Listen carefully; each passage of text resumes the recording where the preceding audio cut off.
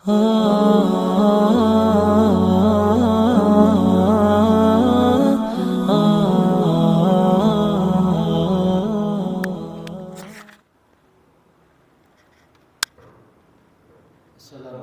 warahmatullahi wabarakatuh. Bismillahirrahmanirrahim. Alhamdulillah wassalatu wassalamu ala Rasulillah Muhammad bin Abdullah wa alihi wa sahbihi wa mawalah ma ba'd. La hawla wa la quwwata illa billah. Subhanaka la ilma lana illa ma 'allamtana innaka antal alimul hakim. Rabbi shrah li sadri wa yassir li amri wa hlul 'uqdatam min lisani yafqahu qawli washrah li sadri bi jahi nabi wa sallallahu alhamdulillah. Fasallu 'alaika bitamassuk bil kitab was sunnah wal i'tisam bihima. Kita masuk kepada pembahasan hendaknya kamu untuk at-tamassuk, berpegangan dengan Alkitab, Al-Quran, wa sunnah, hadis Nabi Muhammad SAW.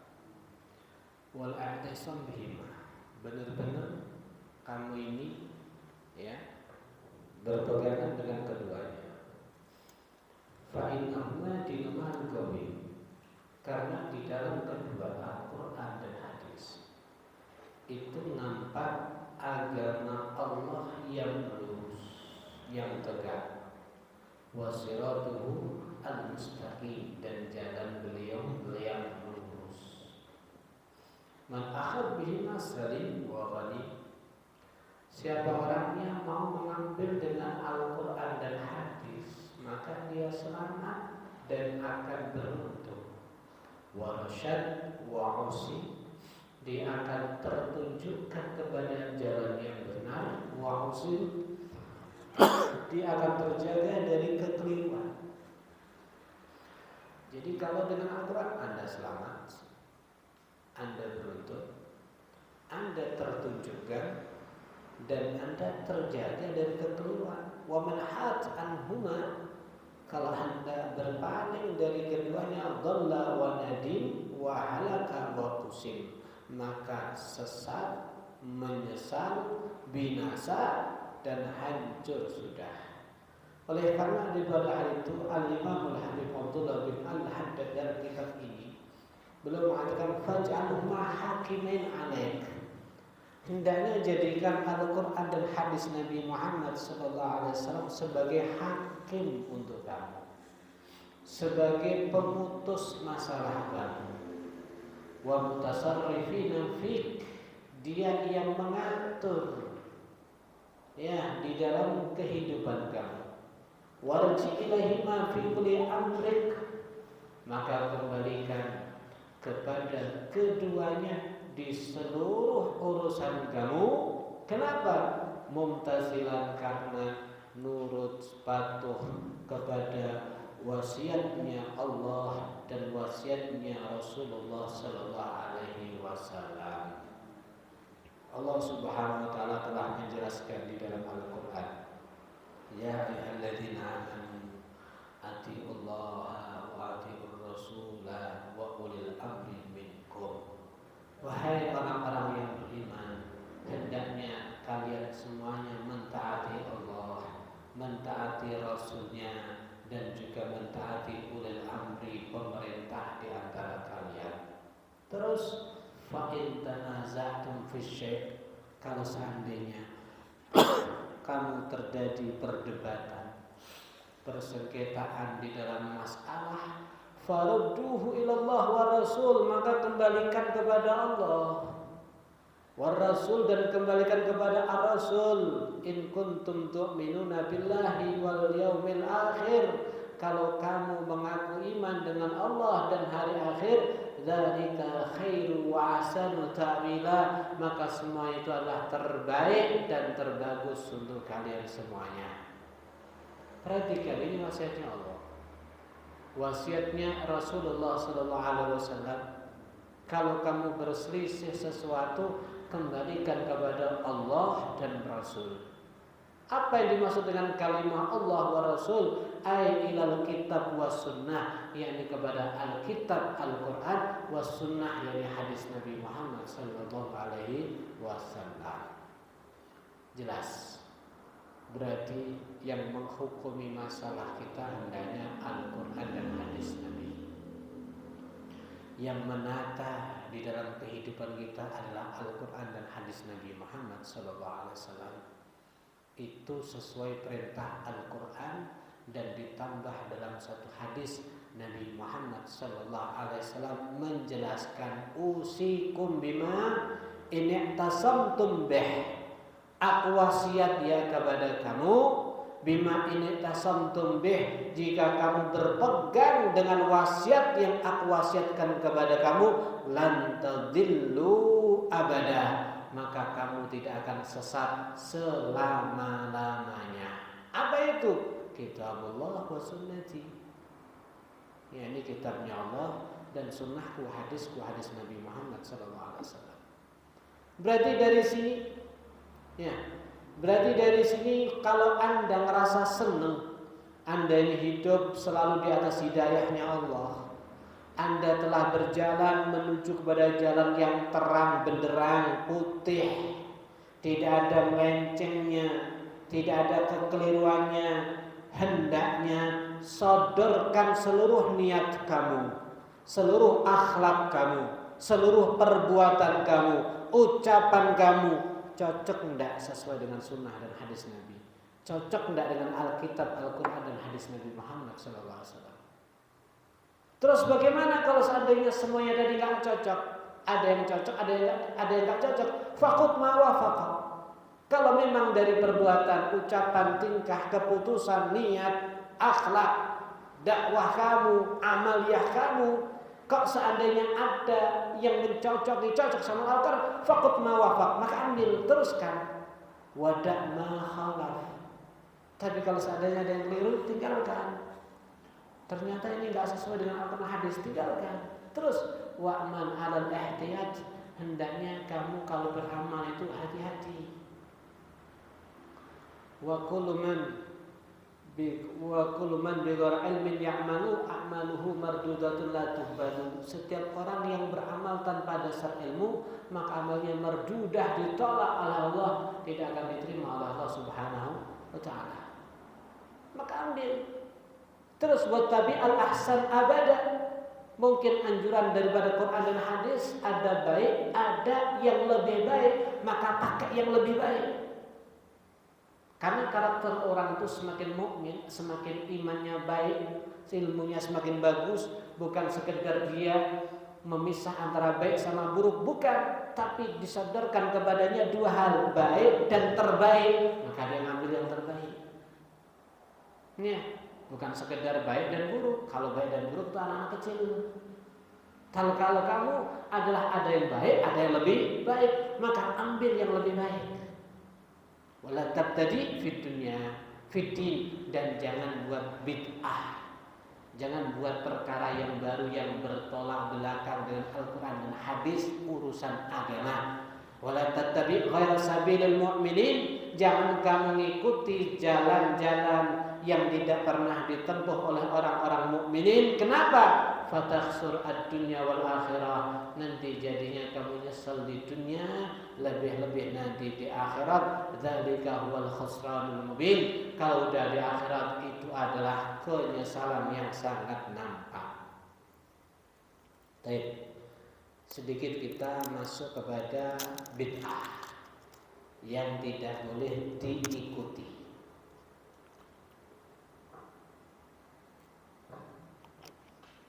Wa iyyaka wa muhdatsatil umur wa mukhtalafatil amr. Hendaknya hati-hati, jauhi perkara-perkara yang baru yang bertolak belakang dengan Quran dan hadis, atau yang bertentangan dengan tentu pendapat yang dipahami oleh para ulama yang sumbernya Al-Quran dan hadis Nabi Muhammad SAW. Kenapa demikian? Karena Nabi pernah menjelaskan kullu muhdatsatin bid'ah. Perkara baru itu semuanya bid'ah. wa kullu bid'atin dhalalah, dan semua bid'ah itu sesat. Cuman berhenti lebih dulu. Dalam masalah ini Nabi berkata dengan dua, satu global, kedua terperinci. Kalau hadis yang pertama global, kullu muhdasah, semua. Kullu itu biasanya bermakna semua, walaupun boleh dimaknai tidak semua, ada dasarnya daripada Al-Quran. Kalau lihat hadis pertama ini secara global, perkara baru itu bid'ah, perkara bid'ah itu sesat, ini global. Yang kedua, Nabi berkata dengan terperinci, man ahdasa fi amrina hadza. Man, siapa orang yang ahdasa, dia buat perkara baru. Fi amrina, di dalam urusan perkara kita. Apa itu perkara kita? Aidina, agama kita. Ma laysa minhu, perkara baru tadi apa? Ma laysa minhu, bukan termasuk dalam agama. Artinya tidak cocok dengan Al-Quran dan hadis. Perkara baru, urusan agama, enggak mencocoki Al-Quran dan hadis, fahuwa rad, kata Nabi, maka dia ditolak. Cuma hadis yang kedua ini Nabi berkata masalah bid'ah atau perkara baru tadi Nabi memperinci, tidak global. Apa kata Nabi? Perkara baru, urusan agama yang tidak cocok dengan Quran ditolak. Maknanya kalau cocok berarti tidak ditolak, terperinci berarti. Kalau tadi global, lantas bagaimana? Ternyata kalimat kullu itu boleh bermakna sebagian. Kullu kok bermakna sebagian? Iya, ada di dalam Al-Quran ketika diceritakan Nabi Khidir alaihissalam, ya, Khidir itu khadar disebut Khidir kenapa? Kenapa setiap tanah yang berada Khidir menjadi hijau? Dia hadir di banyak zaman. Ya, di zaman Nabi Musa ada, di zaman Nabi Muhammad ada. Jadi dikatakan dalam Al-Quran surat Al-Kahfi, kamu perhatikan berangkatnya Khidir sama Nabi Musa alaihissalam. Naik perahu nunut di tengah laut, Khidir ambil perkul dilubangi di perahu. Nabi Musa protes, kita ini udah nunut kok pakai merusak ente, diem. Ya, sudah kukatakan kamu gak bisa sama aku. Maka ternyata Khidir menjawab, wa kana wara'ahum, tahukah kamu di belakang mereka ini, ya, ya'khudhu kulla safinatin qasba. Ini lengkapnya di dalam surat Kahfi. Ya'khud, akan ada pembaca, ya'khud, akhada ya'khudu, ngambil, membaca, merampas, kulla safinatin, semua perahu. Tapi kulla tidak bermakna semua, sebagian perahu. Ghasban dalam kondisi ghasab, merampas. Nah, buktinya perahu yang dilubangi sama Khidir berarti nggak kelihatan bagus, elek, jebol-jebol, akhirnya nggak dibaca. Berarti kulla tadi tidak bermakna semua, tapi apa? Sebagian. Dari sini kalau lihat Nabi pertama berkata kullu semua, dan hadis yang berikutnya memperinci, berarti kullu tadi tidak bermakna semua tapi bermakna sebagian.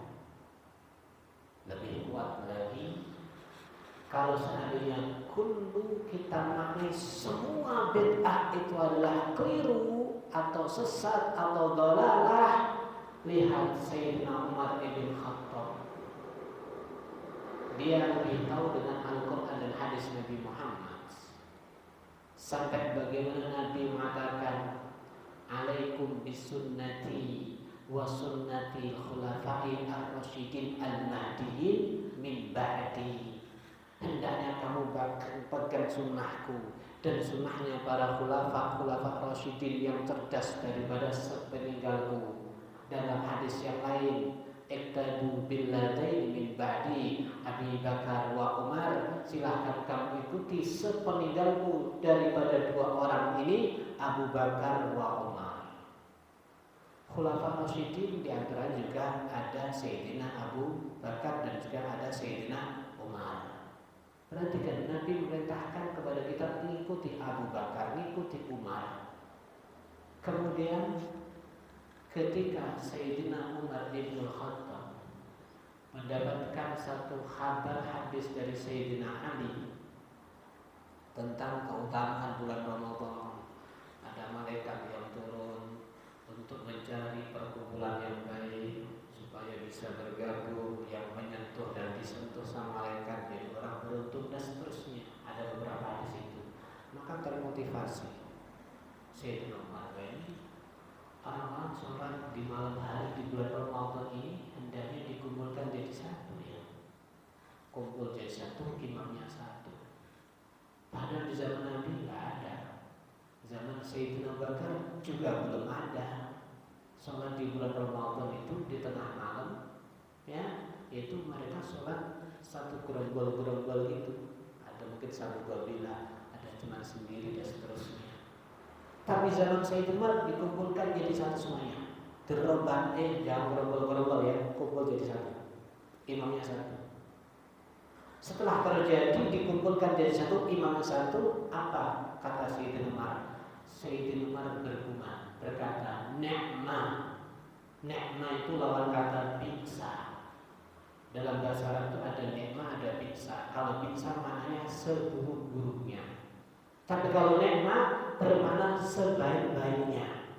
Ketika Sayyidina Umar telah mengumpulkan sholat taraweh menjadi satu dengan imam satu atau sholat taraweh berjamaah yang tidak dilakukan Nabi, tidak dilakukan khalifah setelah Nabi, Sayyidina Bakar, apa kata Sayyidina Umar?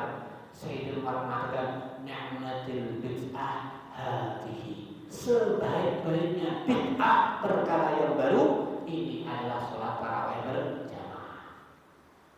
Kalau seandainya Sayyidina Umar memahami kullu bid'atin dhalalah itu total, tidak terperinci, mungkin Sayyidina Umar tidak berkata ni'matil bid'ah hadihi.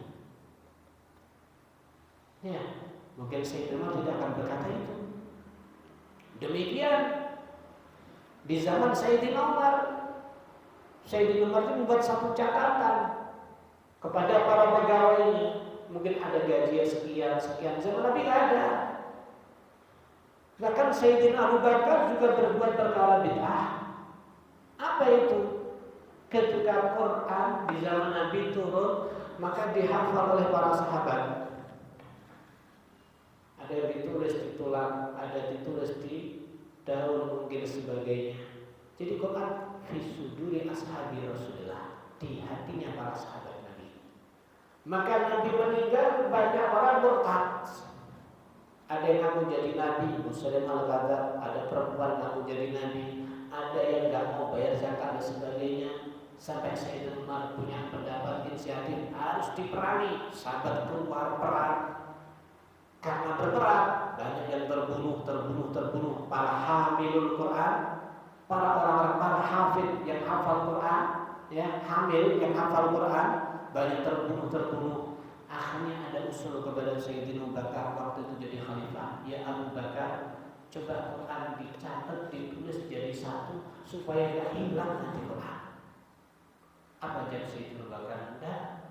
Saya tidak akan berbuat sesuatu yang tidak dilakukan sama Nabi. Akan tapi kalau melihat ada satu ayat, Inna nahnu nazalna al-dzikra wa inna lahu lahafidun. Kami Allah lah yang turunkan al-dzikra, peringatan. Ahli tafsir mengatakan al-dzikra yakni Al-Quran. Kami Allah lah yang turunkan Al-Quran, wa inna lahu lahafidun, dan kami Allah lah yang akan menjaga keabsahan daripada Al-Quran. Lihat ayat ini, Al-Quran berarti nggak boleh hilang. Al-Quran nggak boleh lenyap. Kalau orang-orang yang hafal Quran mati perang, kemudian bawahnya nggak ada yang menghafal, dia akan masuk Quran. Akhirnya setelah dipikir-pikir oleh Sayyidina Abu Bakar, maka Sayyidina Abu Bakar pun mengabulkan. Dikabulkanlah permohonan daripada para sahabat. Quran ditulis, dikumpulkan menjadi satu. Itu tidak ada di zaman Nabi. Sayyidina Utsman ibn Affan juga demikian, tartibul mushaf. Ya, mengatur ada mushaf itu diatur, ditertib suratnya ini. Maka hingga saat ini mushaf yang teratur itu kita kenal dengan apa? Utsmani. Mana ada Sayyidina Utsman? Zaman Nabi tidak ada. Ya, kemudian Sayyidina Ali juga berbuat perkara bid'ah. Apa bid'ah yang dilakukan Sayyidina Ali? Adalah menantu Nabi Muhammad SAW. Sayyidina Ali memerangi al-bughah. Bughah itu apa? Bughah itu orangnya Muslim tapi nggak patut, nggak nurut, nggak manut sama pemimpin. Ini bughah. Padahal dalam hadis Nabi mengatakan perangi mereka sampai berkata kalimat la ilaha illallah. Ini sudah berkata la ilaha illallah masih diperangi.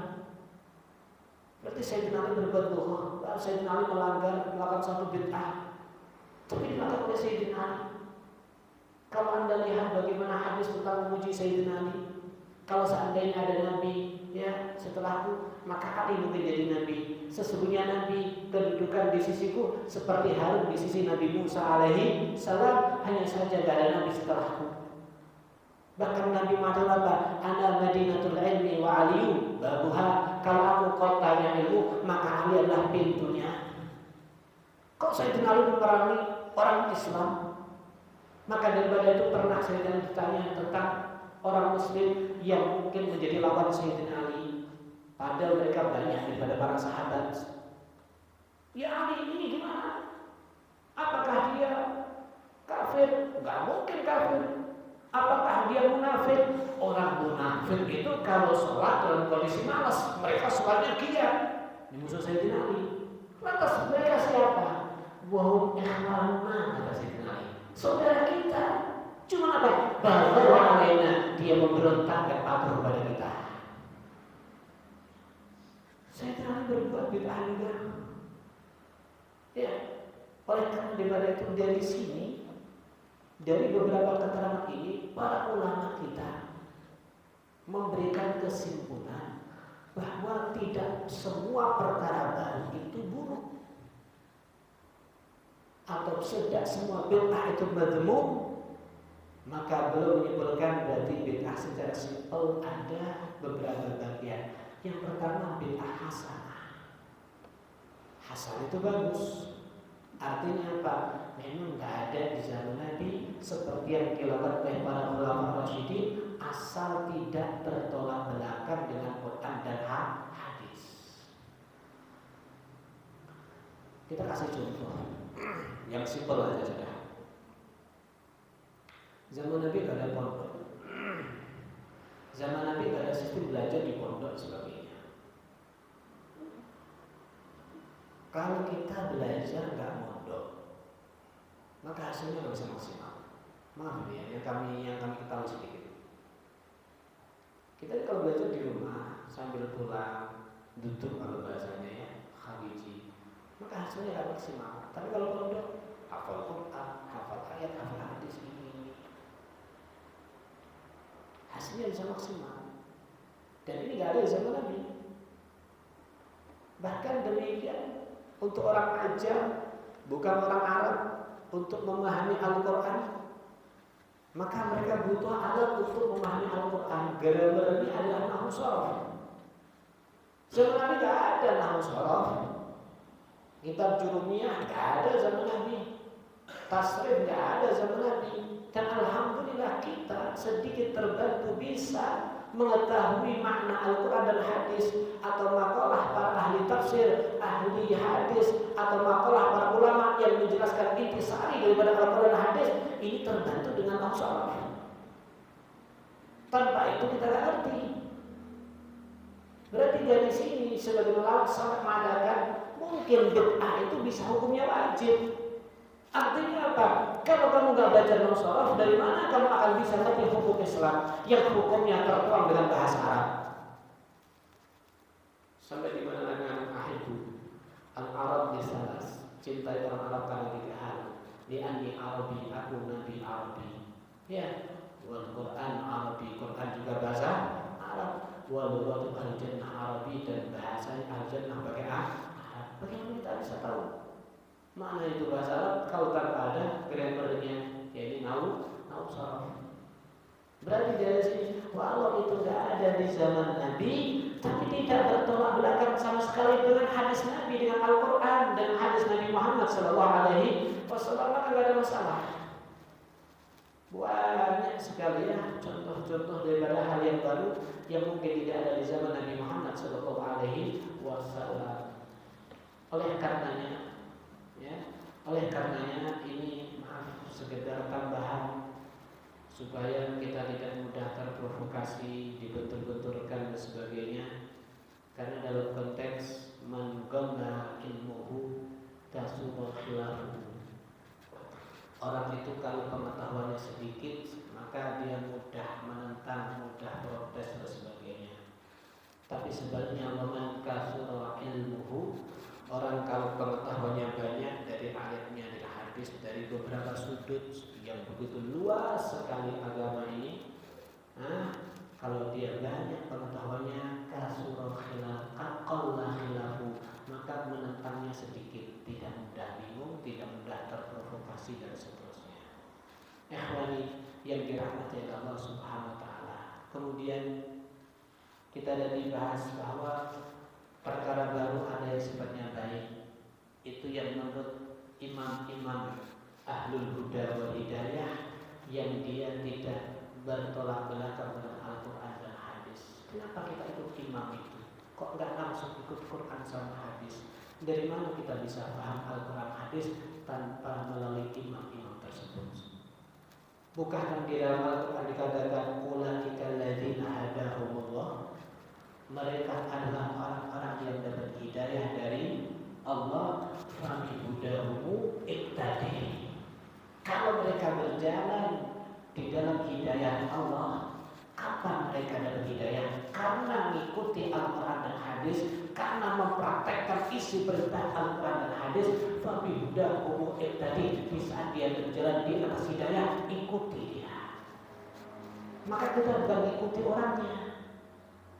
Ya, kita tidak mengikuti orangnya, tapi mengikuti hidayah yang dia dapat melalui Al-Quran dan hadis Nabi Muhammad SAW.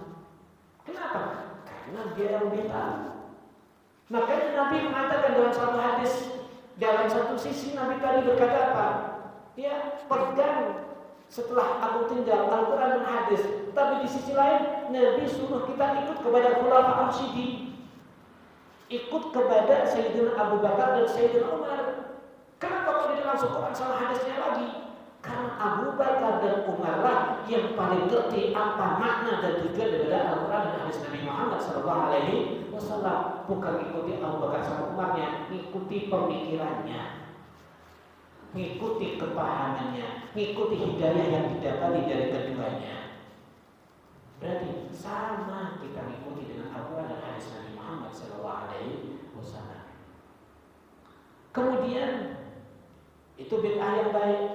Lantas kalau bid'ah yang buruk bagaimana? Ada mazmum, ya nggak baik. Ini menurut pakarnya orang-orang zuhud.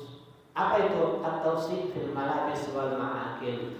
Terlalu indah, terlalu luas dalam masalah pakaian, baju, tempat tinggal, yang walaupun hukumnya mubah. Ini dianggap bid'ah ya, sama orang-orang ahli zuhud. Sama orang-orang ahli zuhud, orang-orang yang birahi dan orang-orang yang qanaah. Karena kalau kita lihat Nabi, ya Nabi 2 bulan di rumah Nabi nggak mengeluarkan asap, cuma makan kurma sama minum air. Ya, sekarang kita sudah betah sudah. Mangan lagi butuh ya Allah. Mangan lagi rawon ya Allah. 2 bulan. Nabi. Demikian juga para sahabat dan sebagainya. Berarti nggak terlalu luas itu nggak boleh. Makanya Sayyidina Abu Hurairah waktu disadari, waktu disodori makan yang lezat, bukan nggak mau teringat Nabi Muhammad SAW. Sayyidina Umar dikasih minuman es bercampur dengan kurma, air dengan kurma, jadi kan nangis ya, nangis. Kenapa? Nanti belum pernah seperti ini seterusnya. Masya Allah. Yang ketiga, bid'ah itu mutlak. Apa? Ya tentu bertolak belakang dengan Al-Quran dan hadis Nabi Muhammad SAW dan khalaqah al-ijma'. Tidak sama dengan kesepakatan daripada para ulama. Banyak sekali, ya, banyak sekali. Mungkin seperti paham Mu'tazilah, Khawarij, Qadariyah, dan yang lain sebagainya. Oleh karenanya benar-benar kita harus perhatikan. Berarti dari sini, kalau ada orang misalkan dia ngaku gini, dia ngaku punya kedudukan yang tinggi di sisi Allah, ngaku, maka jangan langsung kita ikuti. Walaupun dia bisa terbang di atas udara, jalan di atas air, dan dia bisa melipat daripada bumi, ya mungkin ke Jakarta cuma 3 menit bisa. Walaupun seperti itu, kenapa? Karena kalau cuma bisa terbang, jalan di atas air, melipat bumi, ini terjadi.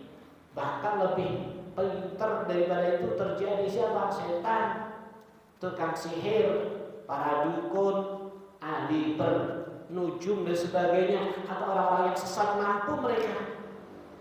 Ya, mampu mereka. Kenapa dikasih seperti itu? Itu bukan karamah, kemuliaan daripada Allah, tapi istidraj. Bahasa kita dilulu. Ya, karena saking amarahnya Allah, saking marahnya Allah Subhanahu wa ta'ala. Istidraj itu gini. Kadang-kadang orang tua itu kalau sudah kehabisan mikir untuk nakal anaknya, mungkin saking pegelit justru malah didelemi bisa. Ya, demikian kalau ada orang menentang Allah, melakukan hal yang dilarang oleh Allah, tapi secara materi kaya, sugih, sukses dan sebagainya, semua keinginan terpenuhi, maka itu bukan nikmat tapi istidraj. Gambarannya seperti Fir'aun. 400 tahun bukan sekedar musyrik tapi ngaku jadi Tuhan. 400 tahun nggak pernah sakit, nggak pernah pusing, nggak pernah keringetan. Ini bukan nikmat tapi istidraj. Kenapa? Supaya nerakanya semakin dalam. Demikian ada orang sudah jelas dia nyalai Al-Quran dan hadis Nabi Muhammad SAW. Mungkin dia punya sedikit aneh, melipat bumi dan sebagainya. Ini istidraj ini. Jangan mudah percaya seperti itu. Ini tipuan kayak gini, ya, tipuan kayak gini yang bisa terprovokasi satu, hanya orang-orang bodoh, orang-orang yang gak luas ilmunya, orang-orang yang menyembah kepada Allah tapi dengan hati ragu. Lihat ada orang seperti itu aja. Tapi wa ma'ulul ughul wal albab, orang yang cerdas, punya ilmu, faqad alimu, maka mereka ngerti. Kenapa? Tafawutal al-mu'min fil qurbi min Allah. Sesungguhnya kalau Anda boleh tahu, ini orang yang disayang Allah atau bukan? Ini orang yang dekat kepada Allah atau tidak? Ini adalah orang benar atau orang yang sesat? Maka Anda akan tahu, mengenal dengan mudah apa bagaimana dia mutaba'ah ngikutinya dengan Nabi Muhammad SAW. Ketika dia semakin sempurna mutaba'ahnya ngikuti dengan Nabi Muhammad SAW, maka dia akan semakin dekat kepada Allah Subhanahu wa ta'ala. Jadi jangan takjub dengan yang aneh-aneh itu. Kalau yang aneh, setan lebih pintar. Bahkan setan sekejap mata bisa tembus dari bumi yang paling barat menuju bumi yang paling timur. Itu gampang bagi musuh Allah. Tapi nilai orang itu bagaimana mutaba'ahnya. Apa mutaba'ah? Ngikutnya dengan Nabi Muhammad SAW. Semakin dia ikutnya sempurna, maka dia semakin tinggi kedudukannya di sisi Allah Subhanahu wa ta'ala. Berarti ma'rifatnya semakin sempurna. Makanya bagaimana Allah Subhanahu wa ta'ala berfirman, "Qul in kuntum tuhibbunallaha fattabi'uni." Katakan ya Muhammad, terangkan sama umat-umat ini, kalau kamu mengaku cinta kepada Allah, ikuti aku Nabi Muhammad SAW. Kenapa? Dengan mutaba'ah kepada Nabi, ikut kepada Nabi, yuhibbukumullah. Apa yang kamu inginkan, ingin dicintai Allah, Allah akan cinta sama kamu. Wa yaghfir lakum dzunubakum, dan juga Allah akan mengampuni dosa-dosa kamu karena kamu sering mutaba'ah ikuti Nabi Muhammad sallallahu alaihi wasallam. Orang dulu disodorkan kepadanya semangka, suruh makan. Apa jawabnya? Saya dengar Nabi makan buah semangka, cuman saya nggak tahu riwayat Nabi belahnya dari sebelah mana, atas atau samping atau bawah atau bagaimana. Karena nggak ada riwayat membelahnya daripada Nabi, saya nggak akan makan. Berarti apa? Seluruh amaliyahnya disodorkan dengan hadis Nabi Muhammad SAW. Karena ada daripada Nabi dia lakukan. Kalau enggak, ya enggak mau. Ini sudah sangat sempurna sekali. Masya Allah. Ada satu riwayat, satu cerita. Seorang ulama besar, Sayyidina Al-Imam Asy-Syaikh Abu Yazid Al-Bustami. Dia satu ketika penasaran dengan sebuah kabar yang sedang populer di saat itu dari kalangan masyarakat umum. Biasanya orang sekarang kan ikuti apa yang paling populer di saat itu. Wah, ini lagi rame-ramenya ini. Ada apa? Ini lagi rame-rame orang datang berbondong-bondong ziarah kepada seorang walinya Allah Nabi Berkah. Totalitas masyarakat datang ke sana, kerutung. Ya, maka Sayyidina Asy-Syaikh Abu Yazid Al-Bustami pun kalau bahasa kita penasaran ya. Penasaran enggak kira-kira? Apa bodong etan ini apa jadi? Ada yang mulai ngaji, uangnya ngomong 30, ngetak 30.000 misalnya. Penasaran. Akhirnya apa? Waqa'at lahu fil masjid. Ya, maka ditanya, ini mana saya pengen ziarah ketemu ngambil berkah daripada ini si wali tersebut.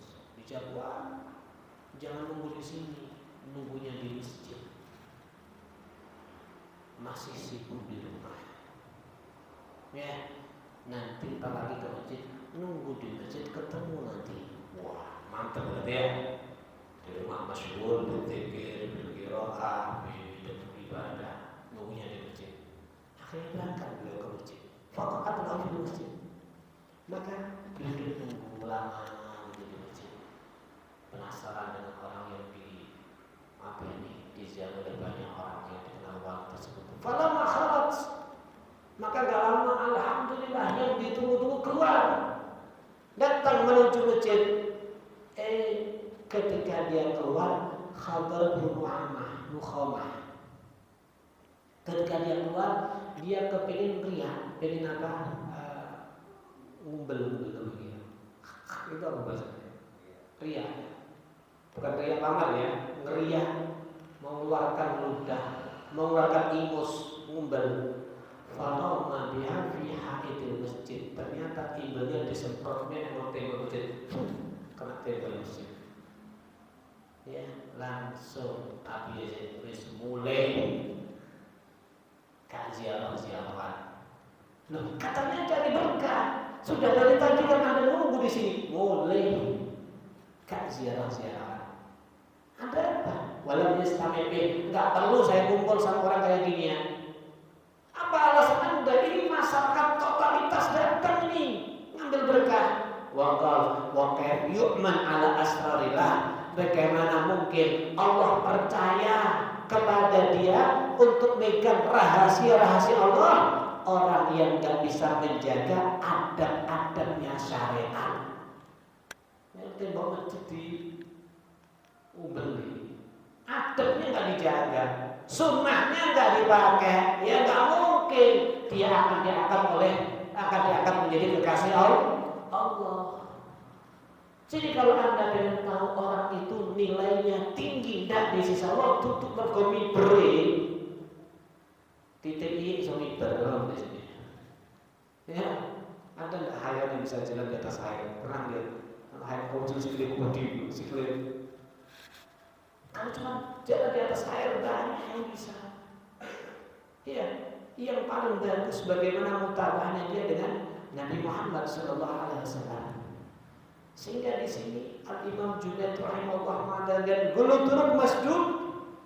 Kalau kamu pengen sampai kepada Allah al-wasil wal-musil, sampai kepada Allah dan bisa menyampaikan orang bisa kepada Allah Subhanahu wa taala, maka seluruh jalan menuju Allah terkunci, terpaku, tertutup dengan kuatnya, illa kecuali man ittafa, jalan yang mengikuti kepada asar bekas-bekas Nabi Muhammad sallallahu alaihi wasallam.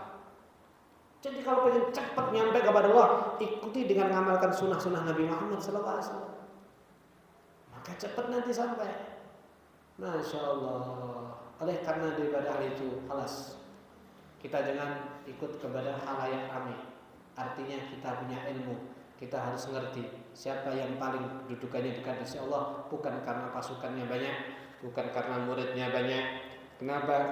Sayyidina Uwais Al-Qarni, Sayyidina Umar aja pernah dapat pesan daripada Nabi Muhammad SAW. Ya Umar, kalau ketemu Uwais dengan ciri khas ini, supaya minta apa? Dosa kamu dimintakan ampun, dosa kamu diampuni oleh Allah Subhanahu wa taala. Jalu okon dongakne dosamu ganti sepuro dari Allah Subhanahu wa taala. Pesan Nabi kepada Sayyidina Umar, demikian pesan Nabi kepada Sayyidina Ali. Tahukah Anda siapa Uwais Al-Qarni? Sampai Sayyidina Umar, khulafa rasyidin, disuruh untuk mencari, disuruh untuk memintakan ampun dosa-dosanya kepada Allah Subhanahu wa taala.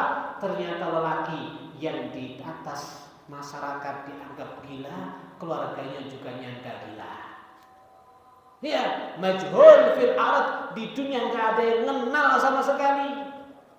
Kalau dia hadir majelis nggak geger, kalau nggak datang nggak ada yang nanya. Kalau nanyakan anak perempuan daripada Anda nggak digubris. Coba anakmu ditekoni anak bupati ya bagaimana? Berdegit. Ditompo piye, ditompo kok piye ngene ya. Kalau nanya, urung mikir Mas, bocah sekolah segalanya. Tapi apa? Ma'ruf fi ahli sama, gak ada penduduk langit yang gak kenal kepada dirinya. Bal'am bin Ba'urah, sekali kajian yang datang 12.000, semua mencatat ucapan beliau, bisa lihat arsy Allah. Nabi Musa kena doa daripada dirinya. Tapi Quran mengatakan masaluhu kamasul kalbi, dia seperti anjing. Jadi pengikut banyak bukan sebagai bukti, tapi bagaimana mutabaahnya, ngikutnya dia dengan Nabi Muhammad sallallahu alaihi wasallam. Berarti dari sini ayat makanya Rabbi zidni ilma, setiap saatnya kita harus menambah ilmu sesuai perintahnya Allah Subhanahu wa taala, supaya kita tahu mana ini hadis, mana ini ayat, mana ini sunnah, mana ini dari Nabi, mana ini dari selainnya. Sehingga apa? Semua pekerjaan kita apa timbangannya adalah sunnah Nabi atau mengikuti kepada Nabi Muhammad sallallahu alaihi wasallam. Makanya para ulama al-mizan al-kubra, timbangkan semua amal kita dengan sunnah-sunnah Nabi Muhammad sallallahu alaihi wasallam. Semakin kita ikut sunnah, insyaallah aman daripada fitnah dan sebagainya. Amin Allahumma amin. Walhamdulillahirabbil alamin. Hadza minni wa lakum. Assalamualaikum warahmatullahi wabarakatuh.